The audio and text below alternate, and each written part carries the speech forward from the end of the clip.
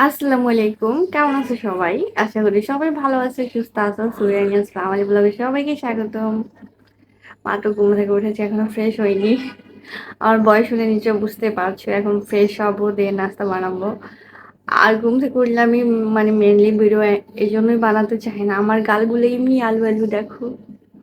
তারপর ফুলে এত কি বলবো, ফুলে ফুলে একদম আরো বেশি আলু হয়ে যায়। এনিওয়ে, ওকে টাটা। তোমাদের সঙ্গে আজকে আমি ফুল ব্লগটা শেয়ার করব।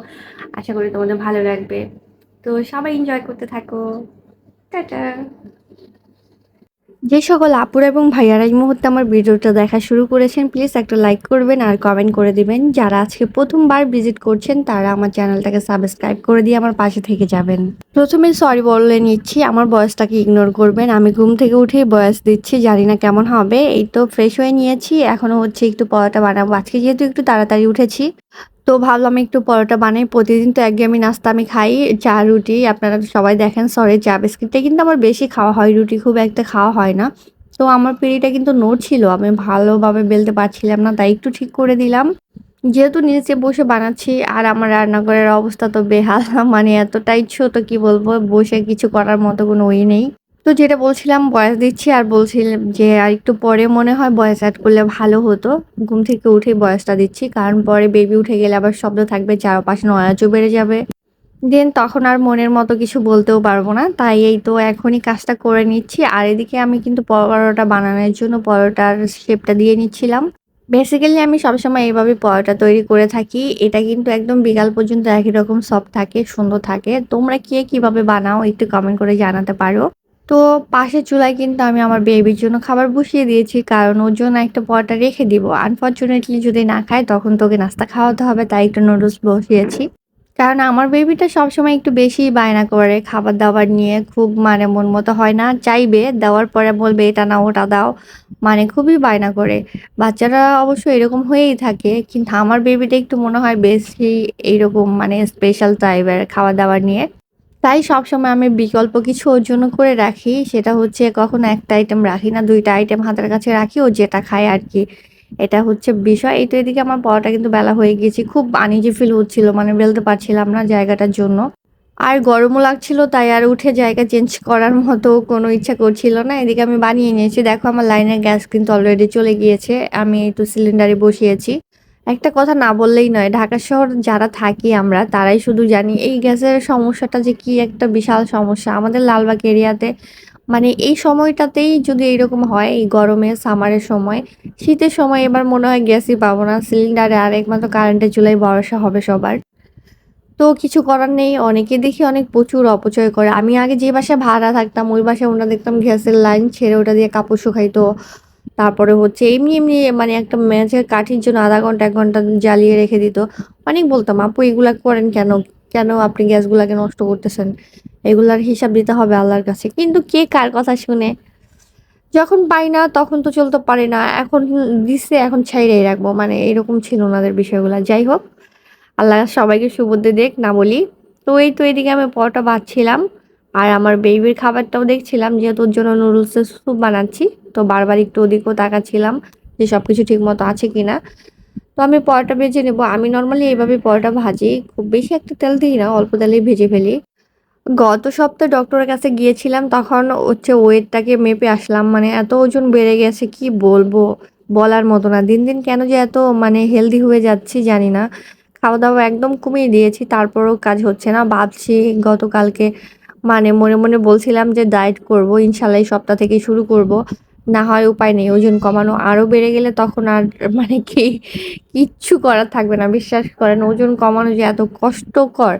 আর এদিকে দেখেন কোনো রকম স্যুপটা তো রান্না করছি ১ ঘন্টা লাগিয়ে। আর চায়ের পানি বসাইছি। চা তো হচ্ছেই না। এদিকে আমার পরোটা, ডিম সবই কিন্তু ভাজা হয়ে গেল। এই চায়ের জন্য কতক্ষণ বসে থাকতে হবে আল্লাহই জানে। তো দেখি হয় কিনা, না হলে চুলাটা চেঞ্জ করে হচ্ছে সিলিন্ডারেতেই বানিয়ে ফেলবো। কয়েকদিন ধরে এই সমস্যাটা একদম বেড়ে গিয়েছে। কিছুই করার নেই আসলেও। আমরা তো নিরীহ পাবলিক। আমাদের দিলেও চলতে হবে, না দিলেও নিজের মতো করে চলতে হবে। এনিওয়ে, আমার এদিকে চাটা আমি বানিয়ে নিয়েছিলাম পরে চুলাটা চেঞ্জ করে সিলিন্ডারেতেই। আর আমার খাবারও দেখো রেডি হয়ে গিয়েছে। আমি ২ টা পরোটা নিয়েছি, ডিম নিয়েছি। তো এই তো এটা হচ্ছে আমার ব্রেকফাস্ট আজকের। আর ২ টা বানানাও নিয়েছি। এখন হচ্ছে মানে খাওয়ার পালা। আমি কখনো না টেবিলে বসে এভাবে খুব একটা খাই না। মাঝে মধ্যে ভিডিও করার জন্য বসি। কারণ হচ্ছে আমার হাসব্যান্ড না থাকলে আমার কখনোই এইভাবে বসে ঘটা করে খাওয়া হয় না। তো নরমালি বেবিকে খাওয়াই, ওর সাথে আমি খেয়ে নেই। তো এই তো যেটা বলছিলাম, ভিডিও করার জন্য মাঝে, মাঝে একটু বসা হয় টেবিলে। আর মেক্সিমাম সময়েই মানে দেখা যায় এদিক সেদিক করেই খাওয়া হয়। কখনো এক জায়গায় বসে খুব একটা খাওয়া হয় না। যখন আমার হাসব্যান্ড আসে তখন আমরা ২ জনে বসে খাই। একা থাকলে যেই অবস্থা হয় মানে খেতেও ইচ্ছে করে না বা ঠিকমতো খাওয়া-দাওয়া হয় না। আমার মেক্সিমাম সময় এই প্রবলেম গুলো হয়ে থাকে। আপনাদের হয় কিনা জানি না। তো আমার ছোট্ট সোনা কিন্তু এখনো ওঠেনি। আমি একা একাই নাস্তা করছিলাম। আমার বেবি থাকলে হয়তোবা পাশের চেয়ারেও বসতো। এই তো নাস্তা-টাস্তা খেতে, খেতে কিন্তু আমার বাবুটা উঠে গিয়েছিল আর তাকে আমি খাইয়ে দিয়েছি। অলরেডি আমার হেল্পিং হ্যান্ড যে ওই খালাটা চলে আসছে। আমি একটু এই তো ফার্নিচার গুলাকে হালকা করে ঝাড়ু দিয়ে দিব। দেখা যায় একদিন এভাবে ঝাড়ু দিয়ে দেই, আরেকদিন হচ্ছে কাপড় দিয়ে সুন্দর করে মুছে দেই। কারণ এত বেশি ময়লা পড়ে, প্রতিদিন না করলে একদম অবস্থা খারাপ হয়ে যায়। মানে হাত দিয়ে দাগ কাটা যায়, এই একটা অবস্থা হয়। এত ময়লা কোত্থেকে আসে আমি নিজেও জানি না। তো আজকে যখন খালা চলে আসছে মানে আমি একটু তাড়াহুড়ায় আছি, তাই একটু ঝটপট করে সবকিছু একটু ঝাড় দিয়ে নিচ্ছিলাম। মানে আর কি বলবো, প্রত্যেকদিন না করলেও হয় না। আর খালাকে তো দাঁড় করে রাখছে। উনি অলরেডি কিন্তু ঘর-টর পরিষ্কার করতেছে আমার, আর আমি এদিকে ঝাড় দিচ্ছি সবকিছু। এই শহরে এত ময়লার স্তূপ। যখন আমি ১ম ঢাকায় আসি মানে ময়লার গন্ধ কি বলবো, নিতেই পারতাম না। এত অসুবিধা হতো। মাঝে মধ্যেও তো বলতাম আমি গ্রামেই চলে যাব। যাই হোক, ওই তো আমার খালা কিন্তু কতগুলো ময়লা বের করছে দেখেন পলিথিনের মধ্যে। মানে আমার বেবি জুস-টুস খেয়ে এদিক সেদিক ফালাইছে, চিপসের কাগজ এইগুলা। তো আমি সবকিছুই একটু মোটামুটি করে ঝাড় দিয়ে নিচ্ছিলাম। তারপরও অনেক কিছু অনেক ময়লা পড়ে যায়। কিছুই করার থাকে না। আর আমার এখানে হচ্ছে টেবিলের উপরে ফিল্টারটা রেখেছিলাম পানির। কারণ এখানে ভাবছি একটা ফিল্টার র‍্যাক বসাবো। তাহলে একটুখানি জায়গা বের হবে। আমার বাসায় কিন্তু টোটালি কোনো জায়গা নেই। আমি যদি মানে নতুন করে একটা চেয়ারও কিনতে চাই, সেটাও পসিবল না। এত ছোট্ট একটা বাসা আর এত কিছু জিনিসপত্র দিয়ে ভরে রাখছি। এটা হচ্ছে আমার ডাইনিং টেবিলের সামনের অংশ যেটা। এখানে আমি সুন্দর করে ফুলগুলা দিয়ে সাজিয়েছিলাম, কাগজ দিয়ে কেটে এগুলা। তো অনেকগুলা উঠে পড়ে গিয়েছে, অনেকগুলো আমার বেবি উঠাই ফেলছে। এখন অল্প, অল্প কিছু আছে।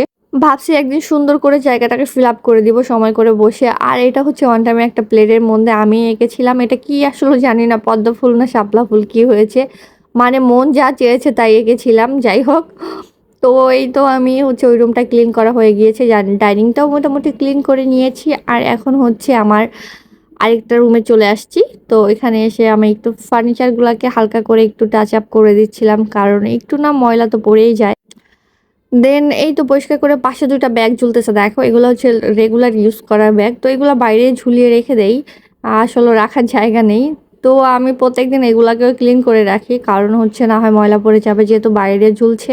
তো আমার মোটামুটি ঘরদোর পরিষ্কার করা হয়ে গিয়েছে। এখন তো দুপুরে মানে রান্নার পালা। আর এদিকে কিন্তু আমার কাজের যে খালাটা, উনিও আমার মোটামুটি সব কাজ করে দিয়ে গিয়েছেন। কাপড় ধুয়ে, ঘর মুছে-টুছে সবকিছু ক্লিন করে দিয়ে গিয়েছেন। এখন শুধু রান্না করব। এদিকে বরবটি কেটে বসিয়ে দিয়েছি। আজকে বরবটি ভর্তা করব। যেহেতু গ্যাস নেই, দেখো কালারটা কি ফ্যাকাশে হয়ে গিয়েছে। অল্প আঁচে হলে যে এরকমটা হয় আরকি। তো আজকে একটু কলিজা ভুনা করব। গরুর কলিজা এটা নিয়েছি। আমার বেবি কিন্তু বেশ পছন্দই করে। বাট আজকে যেটা হলো মানে রান্না করার পরে ওকে আমি কিন্তু একটা পিছু খাওয়াতে পারিনি। খুব মন খারাপ হয়েছিল। আমি আর ওর বাবাই খেয়ে নিয়েছি। আমি জানি না কেন এরকম হয়। মাঝে মধ্যে তো সবারই টেস্ট বাড চেঞ্জ হয়। কিন্তু বাচ্চাদের মনে হয় একটু বেশি টেস্ট বাড চেঞ্জ হয়। তো যাই হোক, কিছু করার নেই। এদিকে দেখো আমি কিন্তু চুলার স্ট্যান্ডটা উল্টিয়ে বসিয়েছিলাম যাতে একটু গ্যাস পাওয়া যায়। তো মোটামুটি একটু বাড়ছে, এজন্য আমি আবার চেঞ্জ করে আগের মতো করে দিয়েছি। এখন হচ্ছে আমি কলিজাটাকে সিদ্ধ করে নিব। কারণ এটার মধ্য থেকে এত কালো পানি বের হয়। আমার একটা আঙ্কেল আছে, ওটা নাকি দেশের বাইরে কখনোই সিদ্ধ করে না, সরাসরি রান্না করে ফেলে। আমার মাথায় ঢুকে না এই ময়লাগুলা, এই কালো, কালো মানে এগুলো কিভাবে খায় ওরা? তো আমার বাসায় যখন আসছে আমি একদিন কলিজা ভুনা করছিলাম তাদের জন্য, যে পরোটা দিয়ে খাবো ছোট, ছোট করে কেটে। তো আমাকে বলছিল কি সিদ্ধ যেন না করি, এইভাবে রান্না করি। কিন্তু আমি সেটা পারিনি। আমি মানে আমার মতো করেই রান্না করছি। কেন যেন মনেই চাচ্ছিল না। এনিওয়ে এদিকে হচ্ছে আমি একটু পানি বসিয়ে দিয়েছি। কারণ আজকে আমি খিচুড়ি রান্না করব গরম পানি দিয়ে। আর কলিজাটাকে ধুয়ে ঠান্ডা করে নিব গরম পানি থেকে তুলে। তো এই তো আমি কিন্তু এদিকে রান্না বসিয়ে দিয়েছি অলরেডি। পেঁয়াজটাকে একটু হালকা ভেজে তারপর এটার মধ্যে সব মসলাগুলো এড করে দিব। এদিকে কলিজাটাকে আমি ধুয়ে ক্লিন করে নিয়েছি। আর উপরে যে একটা পর্দার মতো থাকে ওটাও কিন্তু টেনে তুলে ফেলে দিয়েছি প্রত্যেকটা পিস থেকে। দেন আমি আমার শেপ মতো একটু কেটেও নিয়েছিলাম যেহেতু পিসগুলো বড়, বড় ছিল। আমার হাসব্যান্ড গ্রামে গিয়েছে। আমাদের ওইখানে নির্বাচন হচ্ছিল, উপজেলার নির্বাচন। তো ও গ্রাম থেকে আসতেছে। আমি চেয়েছিলাম খিচুড়িটাকে মানে আগের দিনই রান্না করব, বাট ও যেহেতু ছিল না তাই করা হয়নি। আজকে করছি কারণ রাতে এসে দুজনে একসাথেই খেতে পারবো। দুপুরে আমরা খাবো আর বাকিটা তো রয়েই যাবে। তো এজন্য একটু বেশি করেই রান্না করছিলাম। আর এই তো কলিজাটাকে এখন আমি খুব ভালো করে মসলাটাকে কষিয়ে নিয়েছি। এখন এটাকে ভুনা করব। দুপুর টাইমটাতে রান্না করে এত ব্যস্ততা থাকে কি বলবো। আমার বেবিকে বারবার যে একটু দেখতে হচ্ছে, তার টিভির কার্টুন চেঞ্জ করে দিতে হয়, সে তাকে চিপস দিতে হয়, না হয় বিস্কিট দিতে হয়, তার পানি পড়ে গেল সেটা যেয়ে মুছে দিতে হয়, তার খেলা একটা পাচ্ছে না সেটা যেয়ে খুঁজে দিতে হয়, মানে এই একটা অবস্থা থাকে। এটা তো সবসময় থাকে বা দুপুরবেলা আমার বেবি এগুলো আর বেশি করে, কারণ ওকে আমি সবসময় গোসল করে তারপরে হচ্ছে কিছু একটা খেতে দিয়ে দেন আমি রান্না করতে আসি, যাতে ও আমাকে একটু বিরক্ত কম করে। বাট ও এত ডাকাডাকি করতে থাকবে, যতক্ষণ না যাবো ততক্ষণ চিল্লাইতে থাকবে, মাম্মি এদিকে আসো, বেবি এটা পাচ্ছে না, খুঁজে দাও খুঁজে দাও। তো এদিকে আমি কলিজাটা কিন্তু মোটামুটি খুব ভালো করে তোমার হচ্ছে কুক করে নিয়েছি। তো আর এদিকে হচ্ছে আমি একটু আলু দিব। আমার বেবি তো আলুটা ভীষণ পছন্দ করে, আমিও পছন্দ করি, তাই একটু আলু দিয়ে দিয়েছি আর একটু ঝোলের পানি দিয়ে দিয়েছি। এইদিকে হচ্ছে আমি খিচুড়ি বসিয়ে দিয়েছি, কারণ আমার কলিজাটা কিন্তু রান্না হয়ে গিয়েছে, তোমাদের শেষে দেখিয়ে দিব কেমন হয়েছিল। তো এই তো আমি হচ্ছে চালটা মানে দিয়ে দিচ্ছি, পেঁয়াজটা হালকা করে ভেজে নিয়েছিলাম খিচুড়ির জন্য। যেহেতু আজকে একটু পোলাও চাল দিয়ে রান্না করছি, তো একটু ভেজে রান্না করলে দেখা যায় খিচুড়িটা না অনেক বেশি সফট হয়, সুন্দর হয় আর একদম ঝরঝরা হয়। আমার একটা সমস্যা হয় কি জানো? আমি ২ জন, ৪ জন, ৫ জনের পরিমাণটা খুব ভালো বুঝি। একদম নিজের আইডিয়া থেকে রান্না করতে পারি। বাট যখন একটু বেশি মেহমান থাকে না, বেশি মানুষের জন্য করতে হয়, তখন না আমার প্যাঁচ লেগে যায়। মনে হয় কি হবে কিনা? মানে আরেকটু দেয়া দরকার কিনা? আমি কিন্তু নরমালি খিচুড়ি বলো, পোলাও বলো, পানিটা সবসময় আইডিয়া করে দিয়ে থাকি। তো কখনো মেপে দেওয়া হয় না। আমার ওটাতেই পারফেক্ট হয়ে যায়। বাট এর থেকে যদি পরিমাণে বেশি হয়ে যায় কখনো, ধরো ২-৩ কেজি পোলাওয়ের চাল রান্না করছি। বা ২-৩ কেজি পোলাও চালের বিরিয়ানি রান্না করছি, তার সাথে ধরো ২-৩ কেজি মাংসও থাকে। এরকম যখন মানে পরিমাণটা বেশি হয়ে যায় তখন আমার একটু প্রবলেম হয়ে যায়। মানে ভয় কাজ করে। তখন দেখা যায় সবকিছু একটু গুছিয়ে মেপে-টেপে দেওয়ার চেষ্টা করি যাতে সমস্যা না হয়। বাই দ্য ওয়ে এর মধ্যে কিন্তু দেখো আমার খিচুড়িটা হয়ে গিয়েছে। আমার যে সকল মিষ্টি আপুরা এবং ভাইয়ারা আমার ভিডিওটা এই মুহূর্তে দেখছো, যদি ভিডিওর কোথাও কোনো অংশ ভালো লেগে থাকে তাহলে প্লিজ আমার ভিডিওটাতে একটু লাইক করে দিও আর একটা সুন্দর কমেন্ট করে দিও। আর যারা ১ম বার ভিজিট করছো তারা আমার চ্যানেলটাকে সাবস্ক্রাইব করে দিয়ে আমার পাশে থেকে যেও। ফাইনালি এটা হচ্ছে আমার দুপুরের রান্না। মানে দুপুরের খাওয়া কি বলবো, এদিকে আমার বেবি কলা-টলা সব রেখে দিয়েছে ডাইনিং টেবিলের উপরে এনে, ওই সাইডটা তো আর না দেখালাম। তো এর মধ্যে কিন্তু আমি আমার বাচ্চাকে খাইয়ে ঘুম পাড়িয়ে দিয়েছি। এখন হচ্ছে আমি খাবো। মানে অনেক ক্ষুধাও লেগে গিয়েছে। আমি সবসময় ওকে আগে খাইয়ে ঘুম পাড়িয়ে দিয়ে তারপরে খাই। যদি না ঘুমায় ওকে খাওয়াই দিয়ে ও খেলতে থাকে। কারণ ওকে নিয়ে খেতে বসলে না ও ১ ঘন্টার কাজ বাড়িয়ে দেয়। খাবার-টাবার ফেলিয়ে একদম নষ্ট করে দেয়। বিকালবেলা আমার ছোট্ট সোনা ঘুম থেকে উঠে গিয়েছে। তো উঠে বলছিল, "মাম্মি আমাকে নুডলস বানিয়ে দাও। আমি চামচ নুডলস খাবো।" মানে ওর একটা হচ্ছে স্যুপ নুডলস, একটা চামচ নুডলস। তো চামচ নুডলস মানে ও হচ্ছে আস্তটা চামচ দিয়ে খাবে। তা আমি আমার মেয়ের ভাষা কিন্তু সবই বুঝি।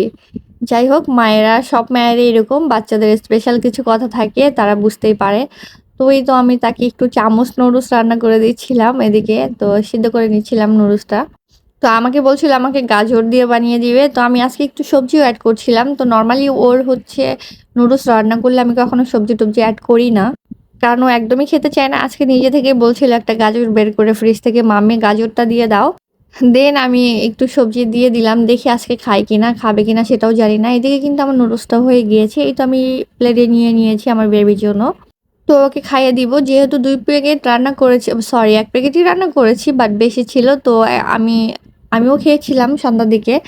আর আমার বেবির হয়ে গিয়েছিল। আর এই দুধটা গরম করে রেখেছিলাম দুপুর বেলাতেই। তো একটু মানে আরেকটু হচ্ছে গরম করে নিব। কারণ যেহেতু ঠান্ডা হয়ে গিয়েছে বেবিকে একটু হরলিক্স বানিয়ে দিব। আজকে ১ম বার ওর জন্য একটু হরলিক্স বানাবো। ওর বাবাকে বলেছিলাম একটু হরলিক্স নিয়ে আসতে। তো দেখি খায় কিনা, কারণ ওকে দুধ একদমই খাওয়াতে পারি না। তো ভাবলাম হরলিক্স দেয়া ট্রাই করে দেখি খায় কিনা। এদিকে সন্ধ্যার পরে দেখো এশারের পরে আমার হাসব্যান্ড চলে আসছে আর আমাদের জন্য ফুচকা নিয়ে আসছে। তো এই তো আমাদের দেখো আবার রাতের খাবারও কিন্তু হয়ে যাচ্ছে। মানে রাতে আর কি খাবো, ফুচকা খাওয়ার পর পেট কিন্তু এমনিই ভরে যায় আর এখানেও ২ প্লেট ফুচকা ছিল। তো আমার বেবি তো খুব এক্সাইটেড ছিল। ও কিন্তু ফুচকার মধ্যে পুর-টুর দিয়ে খাবে না। এমনিতে ফুচকা নিয়ে খাবে। ওর এটাই ভালো লাগে। তো আমি তো সবকিছু বেড়ে নিচ্ছিলাম যাতে খেতে বসতে পারি একসাথে ৩ জন মিলে। যেটা বলছিলাম গত ভিডিওতেও কিন্তু তোমরা দেখেছো এই মামার ফুচকাটা খেতে ভীষণ মজা লাগে। এটা হচ্ছে টক পানি মেবি। আরেকটা মিষ্টি পানি থাকে। আমি বেসিক্যালি ওটাই খেয়ে থাকি। তো মিষ্টি পানিটাও এখানে আছে। আমার বেশ ভালো লাগে। তো আমি ফুচকাটা রেডি করে ডাকছিলাম, তারা এখানে বসে খাবে না। তারা টিভি দেখবে আর খাবে। সেই আগের মতোই সিস্টেম। যাই হোক, এই তো আমি নিয়ে যাচ্ছিলাম। মানে টিভি দেখবে আর খাবে যেহেতু, তো উপরে একটা কাপড় বিছিয়ে দিয়েছে আলাদা করে, যাতে পরে আমার বেডশিটটা নষ্ট না করে ফেলে।